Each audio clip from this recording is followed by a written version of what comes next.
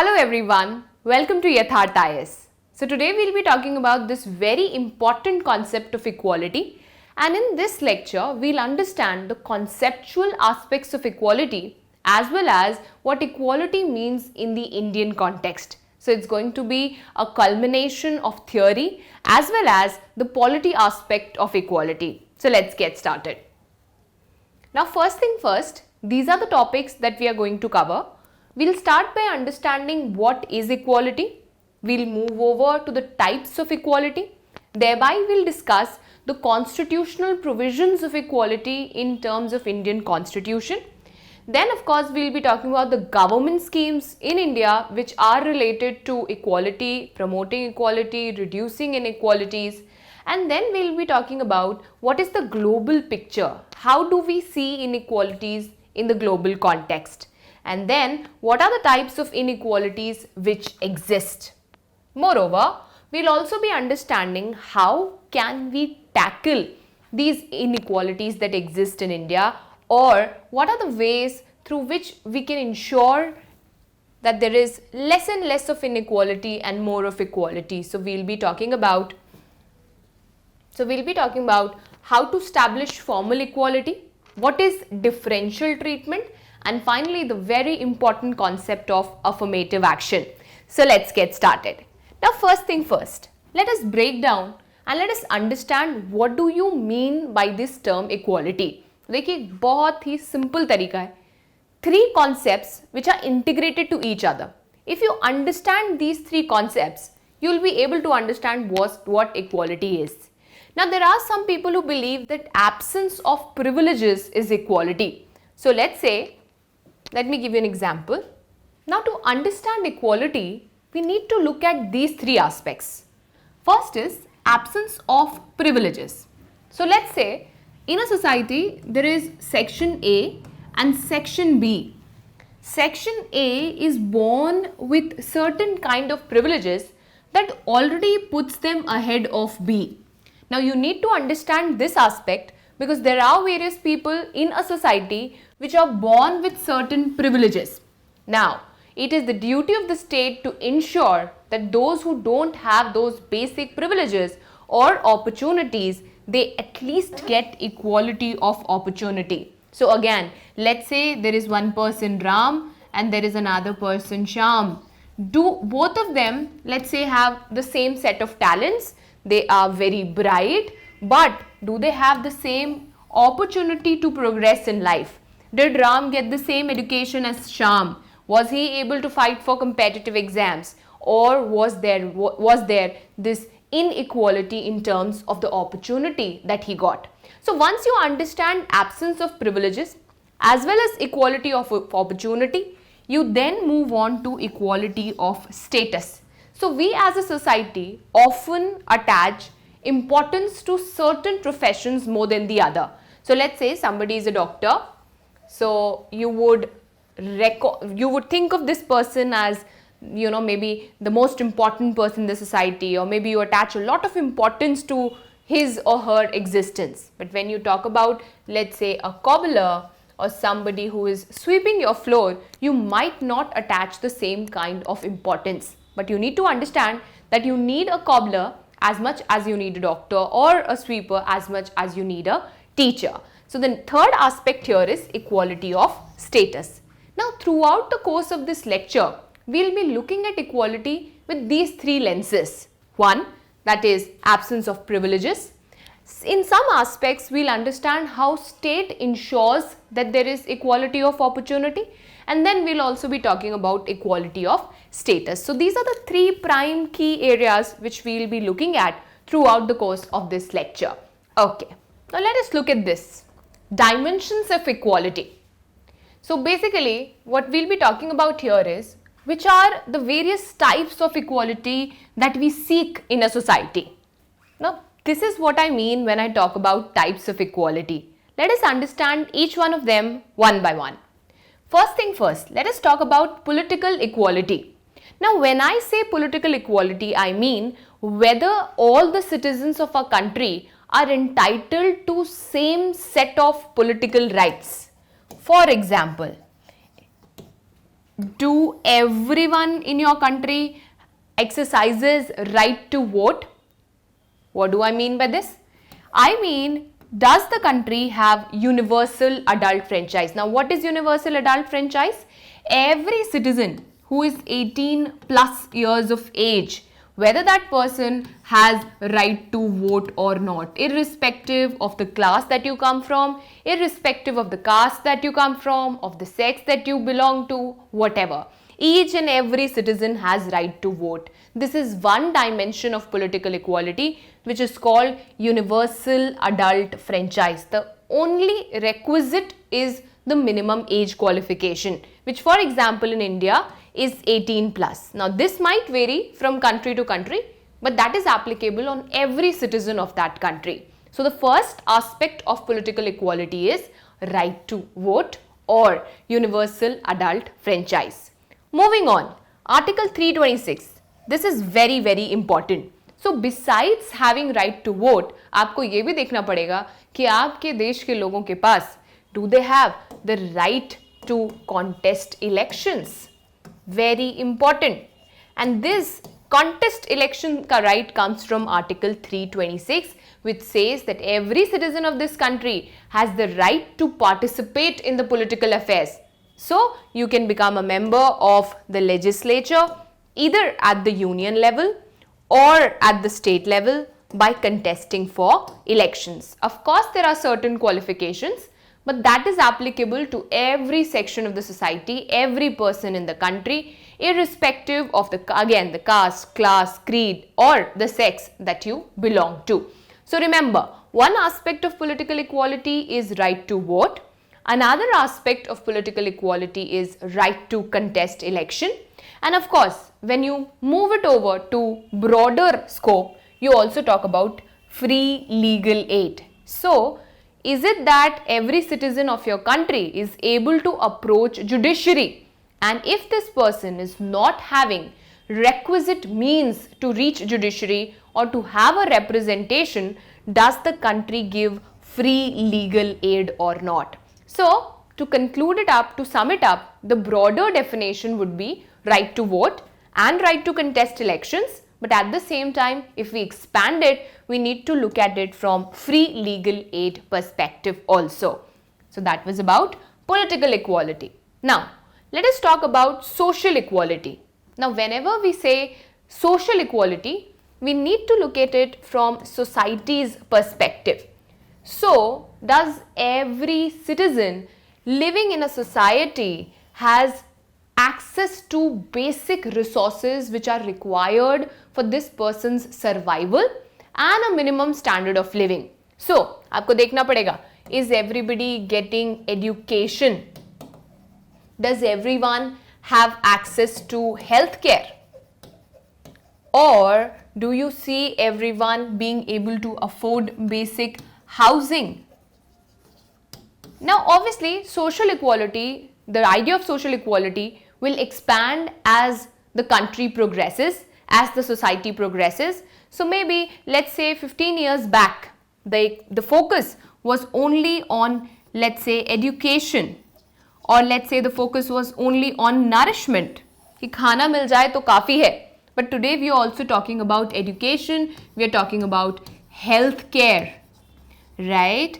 So, social equality की definition might change as the society progresses, might broaden as the society progresses, but the basic premise remains the same, that whether all the people living in a society are able to access basic minimum resources so that they can survive and have a basic minimum standard of living. So, we can include schemes like Poshan Abhiyan here, midday meal here, which are, taken care of by the government to promote social equality in the country.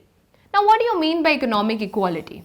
Does that mean all the money that is with the Ambanis and the Adanis should be distributed fairly between all the citizens of the country? Let's pool in all the money that we have and let us divide it equally. No. So, economic equality would be fairness in economic sphere. You cannot talk about absolute equality. You cannot say that every person in the country should have the same amount of money. But what we need to ensure is whether the economic situations in our country are fair or not. ऐसा तो नहीं that there are certain sections of the society who are taxed unnecessarily or they are taxed unfairly, or let's say there's somebody who is doing 10 hours of the same work but getting less of payment. So when we talk about economic equality, the key word to remember here is economic fairness. And how do you know whether it is fair or not? You need to check, are there fair wages? कहीं आपके यहाँ पर bonded labor तो नहीं हो रहा, कहीं ऐसा तो नहीं that there is begar where people are not paid for the work that they are doing or not compensated fairly for the work that they are doing. So are the wages fair? Is there equal pay for equal work? And for that we have schemes like Manrega, which ensures right to work, which ensures that people get at least some days of work in an year. And then of course very recently we had a revolutionary step coming up in India, which was the entry of women in armed forces. Now you can look at this from the perspective of economic equality, which had gender dimension in it. So also understand, as somebody who is preparing for competitive exams, you need to look at it in a very holistic domain. So when you talk about gender equality, it can be applied in all three aspects. Look at it. When I talk about gender equality in political context, do women of your country have the right to vote? Are they able to contest elections? Are they able to have adequate healthcare facilities? Are they able to get enough nourishment? And then you need to talk about, are they able to enter into all spheres of economic activity or not? Is there equal pay for equal work or not? So when you combine all these three, then you can talk about whether India actually is moving towards gender equality or not. So I hope these three aspects of equality are clear to you: political equality, social equality and economic equality. Now this is what I was talking about, right, in terms of economic equality and the gender quotient of it. So this is about how women officers now are allowed permanent commission. Of course, it is in some specified branches. There is still a long way to go in here, but this is a good example to understand that what economic equality means in the gender context. Now let us talk about what are the constitutional provisions that are related to equality. Now even before we move to fundamental rights and understand which are those fundamental rights which are related to equality, we need to know that there is a preamble to the Indian Constitution that talks about equality as well. So if you look at the preamble to the Indian Constitution, which is an introduction to the Indian Constitution, it says equality of status and of opportunity. So even the preamble recognizes equality in India and talks about equality of status and of opportunity. Now talking about the constitutional provisions, we have this very important right, that is right to equality. Article 14 to Article 18. Please take note of it. Of course, we will be going into each of these articles in detail in further lectures. But here you need to understand that we have an entire Article 14, 15, 16, 17 and 18 that deals with the aspect of equality in India. That is right to equality, which is a fundamental right. Okay. Now, are there some government schemes that deal with providing equality, ensuring that there is equality in India? Schemes like Beti Bachao, Beti Padhao. This is one aspect of gender equality, whereby you want to ensure gender equality in the country. Pradhan Mantri Employment Generation Program. Again, the aspect of economic equality in India. Schemes like Stand Up India scheme, which talk about promoting entrepreneurship in the country. Again, the aspect of economic equality. Now, transgender persons, protection of rights. Again, that would be in the aspect of gender equality, because when you talk about gender, you don't just need male and female. We're talking about the third gender as well. Then Equal Remuneration Act, which talks about equal pay for equal work. Again, the aspect of economic equality. Sexual harassment of women at workplace, rather it should be protection and prevention. So the idea here is, this is based on the Vishakha guidelines. Again, the idea is to promote gender equality. And then we have 33% of reservation for women in the Panchayati Raj system. Remember, the idea of political equality we discussed. Since we want to promote that everybody has a say in the working of the country, in the working of the institutions. Therefore, we have reservation for women at the panchayat level and at the municipal corporation level. Then, commitment to work towards sustainable development goals. This is very important. In one of the lectures before, I have discussed with you about these SDGs and how you have to relate with these SDGs what the Indian government is trying to achieve. So SDGs, of course, are a set of goals that countries of the world are targeting to achieve by the year 2030. There are 17 in number, and many of them actually relate to the idea of equality. So Indian government is committed to work towards these goals and achieve them by the deadline, that is 2030. So that is also one of the ways through which government or the Indian state tries to promote equality in the country. So whenever you look at any government scheme, you need to look at it as to how and what does it do. So if there is a scheme that talks about gender equality, is there a scheme that talks about economic equality? Do we have some schemes that ensure social equality in the country? And once you start looking at them from this perspective, it also gets easier for you to quote them in your answers. So if there is a question on gender, you might as well quote schemes like Beti Bachao, Beti Padhao. And if there is a question that talks about economic equality in India, you might want to talk about schemes like Stand Up India scheme. So that is the importance of these schemes, and you must know a few of them and use them in your answers. Now here are some data that we need to look at when we talk about inequalities in the global context. Now these are the data that you can very well use in your answers. This is the data that you need to quote when you're writing your essays. Look at the stark inequalities that exist world over. And this is of course according to the UNDP report. So richest 50 individuals have income greater than 40 crore poorest people. Just look at this data and we'll tell you how unequal the world that we live in is. Look at this.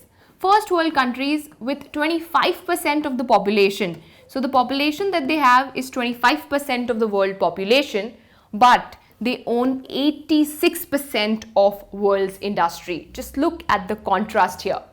Then, residents of advanced countries consume 3 times much water and energy as compared to a resident of India and China, which shows you the difference between the developed world and the developing world.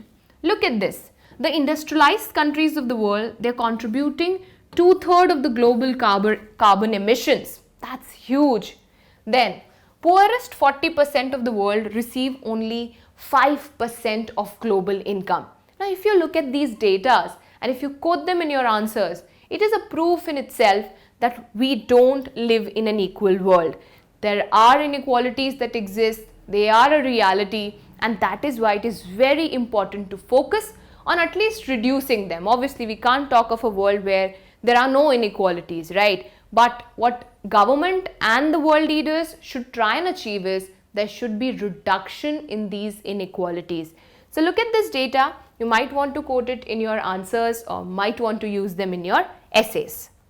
Now let us talk about this, the distinction between natural inequalities and social inequalities, because this is a major source of debate amongst the scholars. So there are some people who believe that this distinction exists, whereas there are certain set of people who believe, certain set of scholars who say that this distinction is no longer applicable. So let us look at what this debate is about and what exactly do we mean when we talk about natural inequalities and social inequalities. So please understand, when we talk about natural inequalities, we mean the inequalities which are not created by the society. These are due to the characteristics and the traits with which somebody is born. So let's say somebody is physically disabled and is not able to perform certain kind of activities. This has not been done by any society. This was something that the person was born with and therefore that would be put under the category of natural inequality. So for the longest time it was believed that natural inequalities are very difficult to reverse because they are not created by the society. Whereas social inequalities are inequalities which are the product of society. So let's say society decided that women would be responsible for household affairs and men are going to go and work. There was an inequality that they were not born with, but it was created by the society. Women will not be occupying major sources of national leadership positions, whereas men would be sitting at these high offices. This was not something that they were born with. This was something that was created by the society. So, to put it simply, natural inequalities will not be created by society. This would be something that a person is born with, whereas social inequalities would be something that would be created by the society. They are the product of the society. So, for the longest time, it was believed that social inequalities are easier to eliminate, whereas it is very difficult to eliminate natural inequalities. Now, I'll tell you what was the debate about. So let's say somebody who is blind, somebody who is not able to see would obviously come under the category of natural inequality because this was something that the person was born with. But here is the catch. Today we have something known as Braille. We have various scientific advancements and technologies using which this blind person can read, write. So does that mean natural inequalities cannot be reversed or at least reduced? Now this is the big question. So scholars say when you create this distinction, it comes to our mind कि भैया state की जिम्मेदारी तो सिर्फ यहीं तक है. So state is responsible only for eliminating social inequalities, which is not the complete truth. Why? Because when you look at natural inequalities and the advancement in medical science and technology, state must also do something to reduce or at least to, if not eliminate, at least reduce natural inequalities. So what is the conclusion? So here is the conclusion. Scholars say we can't divide this into watertight compartments and say, okay, this is natural inequality, so we can't do anything about it. Okay, this is social inequality, so let's say we can do something about it. Let's have certain schemes for it. But what is the solution? The solution is you need to look at inequalities from the perspective of choice. Now, if somebody is unequal because of choice exercised by this person. The person decided not to go to school.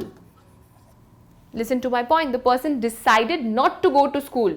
Enough opportunities were available. There were schools. There was no pressure. This person was not under economic backwardness, but decided not to go to school and ended up earning less than somebody who went to school, college, and ended up getting a package of, let's say, 25 lakhs. This is an inequality which was created due to choice. So scholars say the focus of state should not be to work on the inequalities that are created by choice, because there is hardly anything you can do about it. But if inequalities are not a product of choice, rather a product of circumstances, rather a product of society, then it is the responsibility of the state to eliminate these kinds of inequalities. So I just wanted to give you a perspective, since NCERT also talks about it, as to what are natural inequalities and what are social inequalities, and why this distinction is getting blurred over time. Okay, now let us talk about the ideological perspective of equality. So there are certain isms, there are certain ideologies that are very, very important when you talk about equality, and you need to understand them in order to understand equality better. First thing first, what is feminism? Now feminism is of course related to the idea of gender equality, and the definition of feminism is very, very simple. So who is a feminist? Feminist is somebody who believes that men and women are equal and therefore they deserve equal rights. So what would be the political idea of feminism? Men and women are equal and therefore they deserve equal rights. feminism is opposed to the idea of patriarchy. Now, what is patriarchy? In a very, very basic sense, patriarchy means a system where the head of the family, head of the institution, head of the country is a male member. And therefore, it is a system whereby the social aspect, whereby the economic aspect, the cultural aspect believes that men should have more power and more rights over women. And they should be able to exercise it over women as well. Whereas feminism is opposed to this idea and believes that men and women are equal and therefore they deserve equal rights. I hope that makes sense. Now here, it is also important to understand this distinction between sex and gender that feminists all over the world talk about and is very, very important to understand. Now when I say sex, it is something that somebody is born. So let's say somebody is born a female and somebody is born a male. This is a distinction of sex, that is the identity with which you are born. Now this is a natural difference that exists in nature. But when I decided, okay, so this female would be restricted to household spheres, she cannot go out and work, she does not deserve to be educated, or she is timid, she is weak. I started associating certain stereotypes with the idea of a woman, and I decided that the sphere of political aspects, the sphere of public domain would be open only to male members of the society. They would be the one who will be responsible for earning bread. They would be controlling major sources of power in the country. This is where I go into gender differences. So, scholars believe that sex is biological in nature, right? And gender is a social construct, which means gender identities are actually created by the society, whereas sex is a biological difference. So, this is the entire idea of sex and gender. Sex is biological, whereas gender is a social construct. What do I mean when I say social construct? It is created by society. So society decided that women should be responsible for household work, whereas male members should go out and work. This was not something that was biological in nature. So finally, what do feminist world over say? They believe that this public-private distinction is responsible for various areas of gender inequality all over the world, whereby you believe that public is for men, whereas private sphere is for women. Once you start blurring away this, you would see women occupying major sources of power. You would see women going out and work. So if you really want to bring about equality in the gender quotient, you need to understand feminism, which believes that this public-private distinction should end and women should be able to enter the public affairs as well. And related to the first slide that I gave you, political equality, social equality and economic equality. Another important ideology that we need to discuss here is the ideology of Marxism, which will also relate to the ideology of socialism. Now, when we talk about Marxism, we mean the ideas propagated by this very important person in political history of the world, that is Karl Marx. So what did he say? Now if you look at the root or the idea of Marxism, Karl Marx का कहना है कि दुनिया में जो सारी परेशानी है, ये जो inequality है between the rich and the poor, the working class and the producer class, the ones who are the owners of resources and the ones who are working for these people, is the ownership which is private in nature. तो वो ये कहते हैं कि अगर आप दुनिया में कोई भी inequality निकाल कर देख लीजिए, let's say you talk about social equality, it is actually stemming from economic inequality. पहले तो ये समझिए. तो कार्ल मार्क्स के लिए जो सारी परेशानी की जड़ है, जो रूट कॉज है, that is economic inequality, because this inequality provides support to other forms of social inequality, which may be, let's say, differences of rank, class inequality, etc. So one thing that you need to understand here is, for Karl Marx, the problem is economic in nature, right? And what is the problem? The problem is all the resources, all the means of production are in the hands of the producer class. So Karl Marx says, आपने जो सारे resources दिए हुए हैं, आपने जो सारे oil, land, forest, capital दी हुई है, वो किसके पास है? It is with the people who are producing. And now what happens is, those who are working for these producers only get basic minimum wages. Now understand this. The producer is getting all the profit, whereas the worker is only getting wages. Now when the producer gets profit and the worker gets wages, the difference between them starts to increase, and it never ends. Rather, it keeps increasing and increasing and increasing, because the wages are not fair, and all the surplus value, which in this case means profit, goes to the producer. So what is the solution, you ask?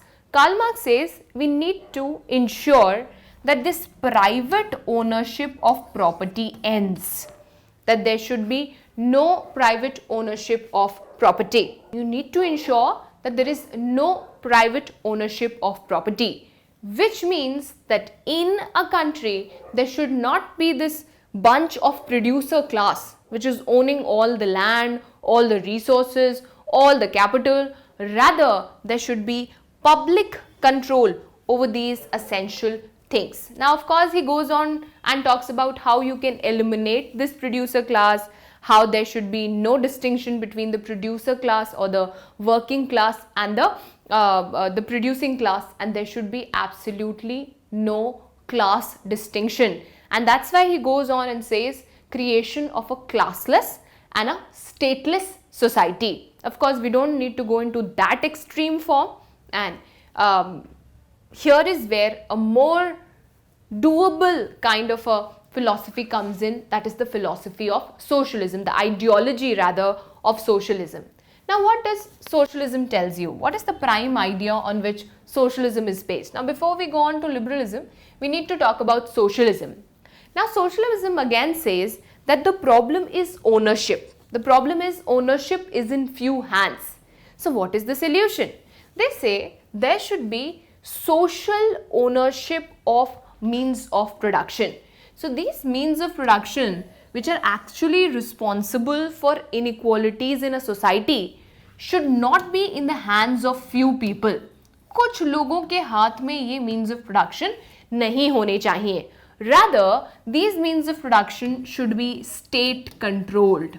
So socialism talks about state control of these resources, because only then you will be able to minimize the existing inequality. Why? Because there would be resources which will be justly distributed, and when you distribute resources justly, you will be able to eliminate or at least reduce inequalities in a society. So simply put, socialism believes in the idea of state ownership of means of production, so that these means of production are distributed justly or fairly between all the members of the society. Now, if you look at your NCERTs, they also talk about Ram Manohar Lohia here.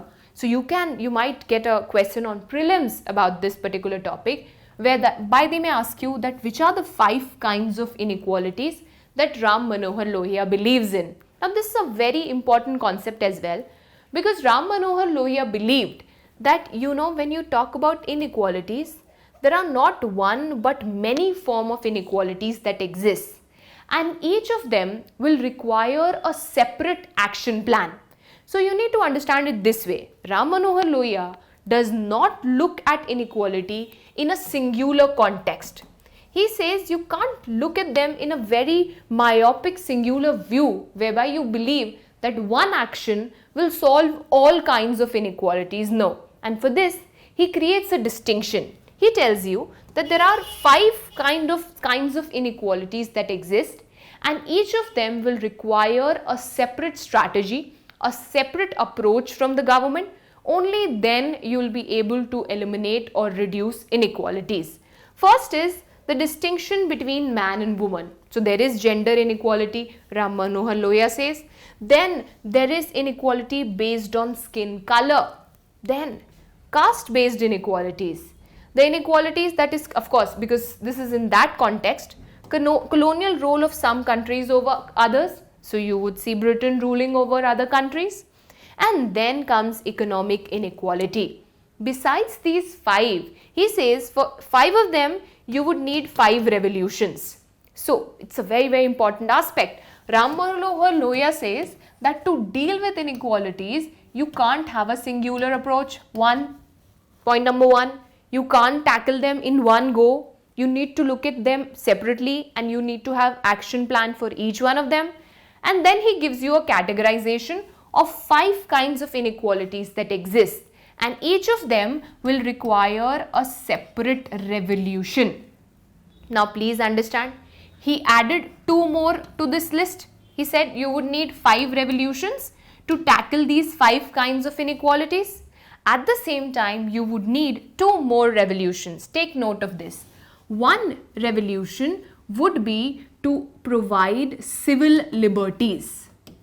There is inequality in civil liberties also. So there are some people who get right to vote, whereas others don't. Some can contest elections, whereas others can't. Some have free legal aid, whereas others don't. So the first thing that you need to do, besides this 5, 6th one is to have a revolution for ensuring equality in civil liberties. And finally he says we need a revolution to eliminate violence. To eliminate arms and move in the direction of satyagraha. So here is the conclusion. 5 plus 2 would be 7. These are the 7 revolutions, the theory of 7 revolutions suggested by Ram Manohar Lohia, which is also called Sapt Kranti. Please take note of this. You might get a question in your prelims, or you might want to, write this when you're writing your mains answer. The 7 revolution or the Sapt Kranti cannot be looked at singularly. You need to have 7 different revolutions for these 7 different inequalities, and that would be called as the 7 revolution or the Sapt Kranti of Ram Manohar Lohia. Okay, now again, a very important aspect. As opposed to the idea of socialism that believes that there should be state ownership of material resources, the resources of the country should be owned by the state, we have this very important ideology of liberalism.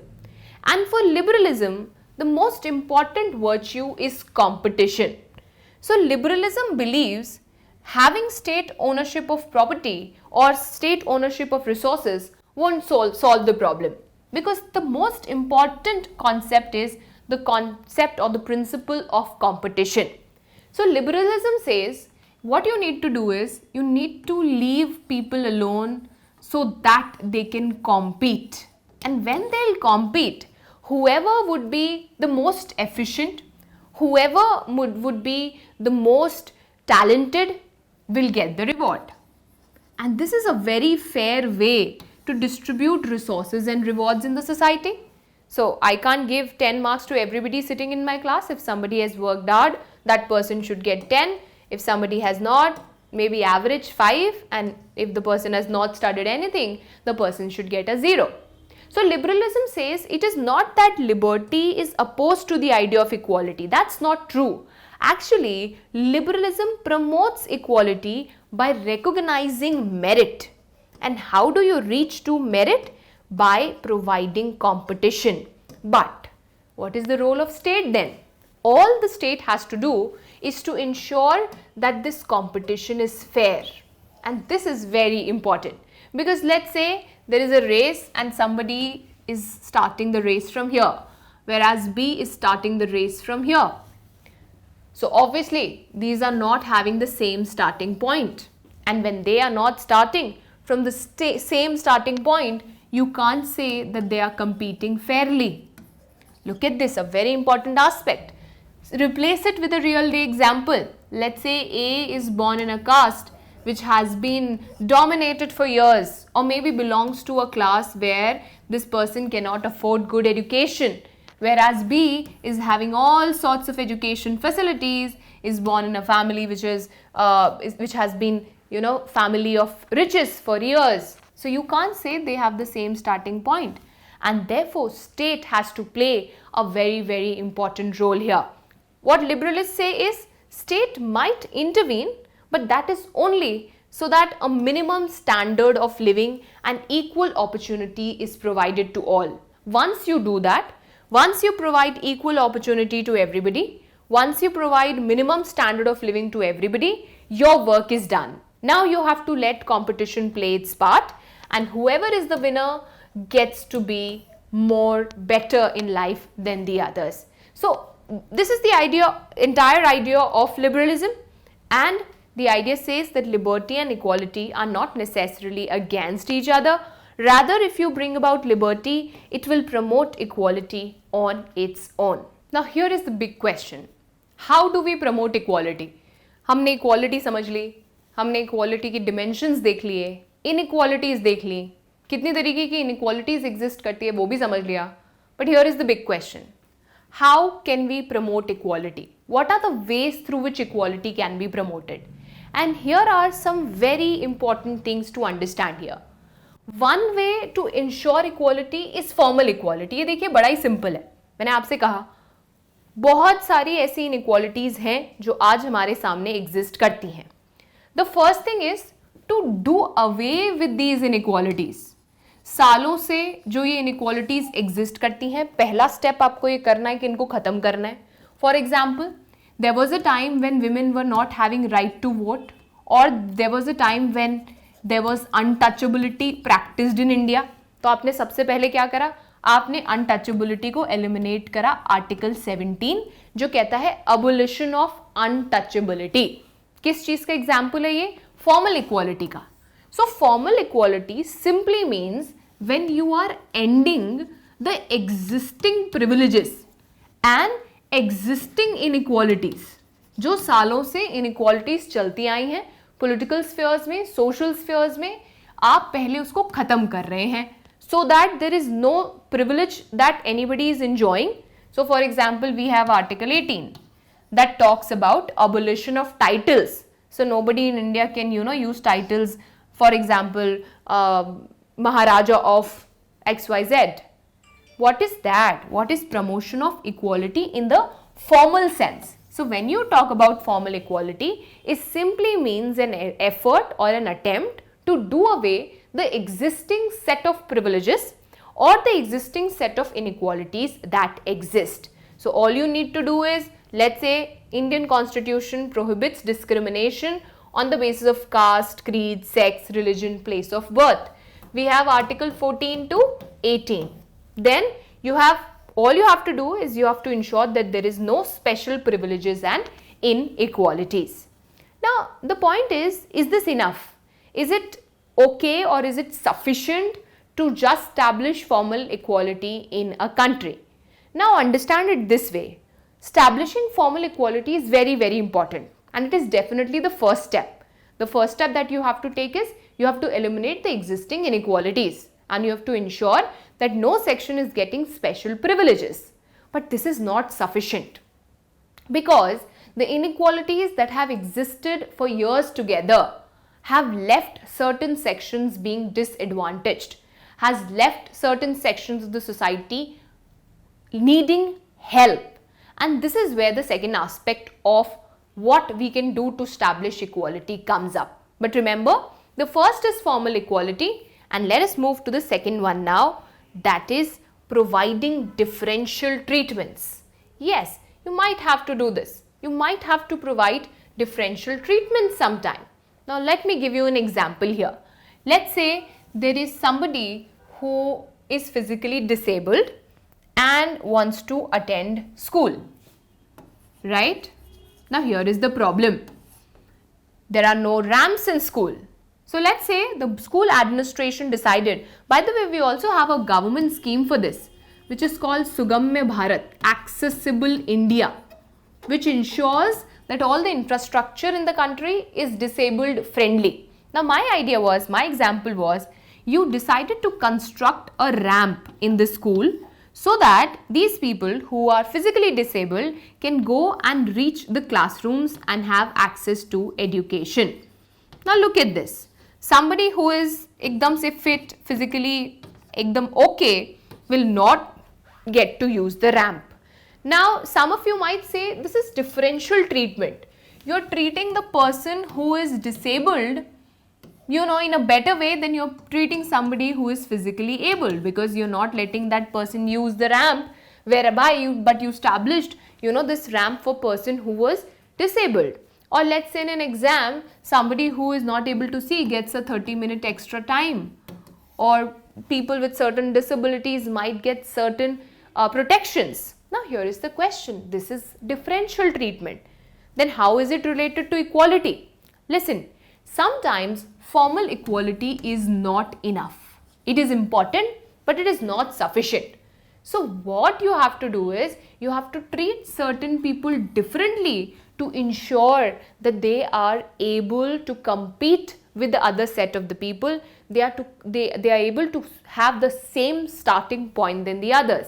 So for example, there is a provision that if you are making women work late at night, you have to ensure that there are enough transport facilities, enough commutation facilities. Now some of you may think of it as differential treatment, which it is, but again ये differential treatment क्यों दिया गया? ताकि equality establish की जा सके. So what is the conclusion? You need to combine formal equality along with differential treatment to ensure that the society is moving towards the path of equality. So understand that differential treatment is not bad. It is required to ensure that equality prevails. Now connected to the idea of differential treatment is the idea of affirmative action. आपको पता होना चाहिए affirmative action क्या होता है. Now when we say affirmative, we mean positive. The word affirmative here means positive. So हम सब ने ये बात मानी that formal equality is not enough. You need it, but it is not sufficient. To do away with inequalities that have existed for generations together, जो deep rooted हैं, जिनकी जड़ें बहुत मजबूत हैं, आपको उसके लिए कुछ positive steps तो लेने पड़ेंगे. You would need to give certain positive actions. You need to take certain positive actions to ensure that the inequalities that have been existing, generations to generation should come to an end.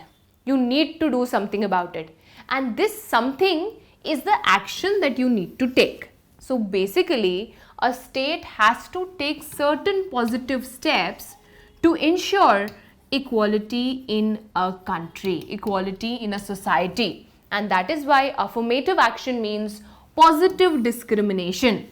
So in a way, you are providing certain members of the society something more than others. You are providing some members of the society something more than others. So in a way, you are discriminating, but this discrimination is positive in nature because you are providing this something which is given to people who have been disadvantaged. Maybe generations to generation, maybe they are disadvantaged due to their economic status, or maybe they are disadvantaged due to their gender identity. The point here is, when you are doing this, you are discriminating, but it is a positive discrimination because you are doing it to minimize and eliminate social inequalities. So a very good example of it is reservation. Very recently also there was a debate around EWS reservation, and after the EWS reservation verdict by the Supreme Court, EWS reservation has been upheld. So the court has said that it is very, very much constitutional. I mean, of course there has been a judgment on various fronts here, but the point is EWS reservation has been upheld, right? It has been certified by the court that it is very much here to stay. Now what are you doing here? You're giving certain people, certain section of society, certain reserved seats, right? We have this in various other domains also. Now when you have these reserved seats, you need to understand that you are treating certain people differently. You are giving them something extra. But this discrimination is positive in nature because you are identifying these people on the basis of their economic status. Because they are not able to compete with the mainstream population in this context, you decided to give them reservations. So the fact of the matter here is, affirmative action simply means the positive steps taken by the government to ensure the inequalities that are existing should be reduced or eliminated, and for this they might need to do discrimination sometimes, but it is a positive discrimination or a reverse discrimination. Now, of course, it has been a society-long debate, year-long debate as to is affirmative action good or bad. There are various arguments that are raised. There are certain sections who believe that, of course, affirmative actions is needed. There is huge wealth gap. There are so many people facing social inequalities. There are so many people who have faced the problems generation to generation, and to help them move up the ladder, you have to have affirmative action. There are people who say that leads to integration in a society. It can help promote diversity. It can help people come out of poverty, etc., etc., etc. But then there are people who believe that affirmative action has certain cons to it as well. जैसे कि it might not lead to better assimilation of these people into the society. So society would always view them as people who are separate, as people who are not part of the society as a whole. There are chances that affirmative action might create social tensions sometimes. And then there are people who believe that affirmative action should be a short-term plan. We should be moving with it, but there should be a deadline to it, and it should not become a long-term concept. Now here is the fact of the matter. Whether affirmative action is good or bad, is needed or not, you have to look at it from the country that you belong to or the society that you come from. You need to analyze the situations in your society. You need to analyze the social and the political and the economic inequalities that exist, and then you have to carve out a plan as to, do you need an affirmative action? And if you need it, till what extent? Should there be some rationalization? Isn't it the responsibility of the state to ensure that the benefits of affirmative action actually reach the people who deserve it? So whenever you look at this aspect, please be very balanced in your approach. Don't take any extreme positions. Try and understand with a rational mind that affirmative action is needed, but what we need to do is to ensure that the benefit of affirmative action actually reaches people who deserve it or people who need it, so that inequalities can be eliminated or reduced. So this was all about this chapter. Of course, we went on to understand a lot many aspects. We went on to understand different types of equality, inequality, how can we tackle it. We even took up debates like the idea propagated by Ram Manohar Lohia. So of course, this is going to be a very important chapter for your prelims and mains perspective, and therefore I have a question for you that you should try and attempt. This is a very important question.